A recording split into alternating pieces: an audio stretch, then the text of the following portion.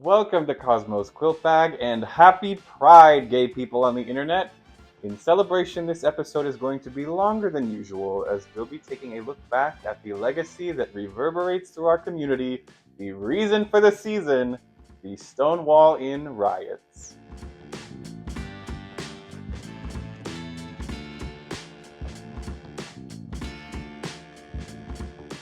When we say the first Pride was a riot, that's not just a decorative phrase for your Insta story, that's the truth. And we should give it the power it deserves by really understanding what it means when we say it. The Stonewall Inn is a gay bar located in the Greenwich Village neighborhood of Lower Manhattan, New York City. In the 1960s, the Stonewall Inn was regularly targeted by police raids. Cops would utilize the three-article rule, which meant that you had to be wearing at least 3 articles of clothing that matched your assigned sex at birth. And if you weren't, you could be arrested for sexual deviancy. Worth noting here is that the 3-article rule was never a real law or even an official guideline, just an arbitrary measure used by the police to harass minorities. The police turned on the lights, barricaded the doors to trap everyone inside, and had the patrons line up. They had to identify themselves, which police could in turn use as blackmail to get them to rat out other members of the community with threats of exposing their own secrets to their jobs, friends, and families. Patrons of suspected gender deviants were taken to the bathroom in order to verify their sex.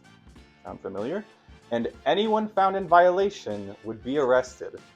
As if that wasn't bad enough, police were also beating patrons with batons and groping lesbian patrons during the raid. Word spread quickly of the violence throughout the surrounding area, and for some reason, on this particular night, queers started to flock to the Stonewall Inn. When the police wagon finally arrived to transport the patrons that had been arrested, the police found that the crowd was suddenly 10 times larger than the number of arrestees they were expecting to deal with. During the ensuing arrests, one patron was hit in the head with a police baton. The crowd began to react audibly, and the patron that had been struck in the head turned to the crowd and said, "Why don't you guys do something?" In response, the police picked her up and threw her into the wagon. After a night of witnessing your community being beaten and harassed and humiliated, what do you do when you realize you outnumber the aggressors by around 500 people? The night quickly turned, and as the crowd began an attempt to overturn the police wagon and slash police car tires, the cops began to retreat into the bar itself.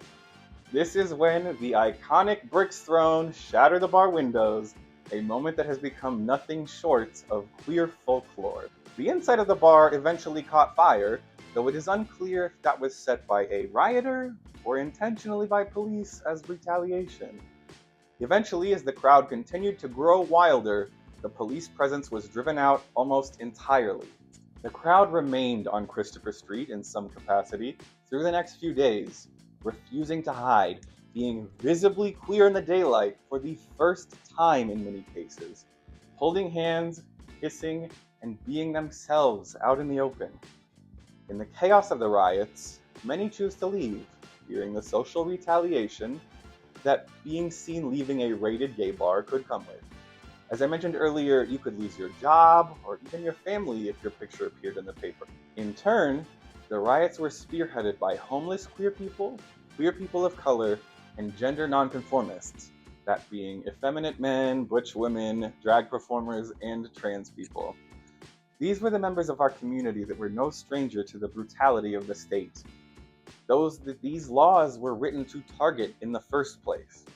We owe so much of our hard-won progress to their bravery in pushing back. On the first anniversary, celebrations were hosted in cities all over the world, which over the years became parades, which over the years became Pride as we know it today. Pride began as a commemoration of the most vulnerable members of our community with the courage to stand up against their violent oppression and say, "You don't get to do this to us anymore." If your pride only includes white, cis, gay men, you fundamentally do not understand what pride represents. I hope to see all of my local queers at the many, many events in Kansas City this month.